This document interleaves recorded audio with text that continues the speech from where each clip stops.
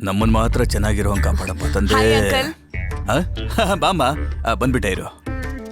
ಅಯ್ಯಯ್ಯೋ, ಇವಳನ್ನ ನೋಡಿದ್ರೇನೆ ಭಯ ಆಗತ್ತಲ್ಲಪ್ಪ.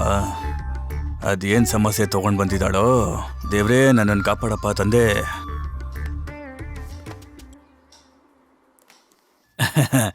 ಏನಮ್ಮ ನಿಂತ ಇದೆಯಾ? ಬಾಮ್ಮ ಕುತ್ಕೋ. ಸರಿ ಅಂಕಲ್.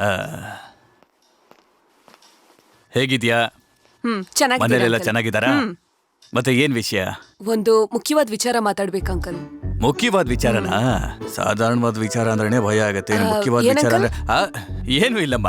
ಕನಿ ಅಲ್ಲ ಅಂಕಲ್? ಇಲ್ಲ, ಒಳಗೆ ಇದ್ದಾಳಮ್ಮ. ಕಣಿ ಕಣಿ. ಡ್ಯಾಡಿ. Hi hi. ಹೇಗಿದ್ಯಾ? ಚೆನ್ನಾಗಿದ್ದೀನಿ. ಬಾ ಕೂತ್ಕೋ.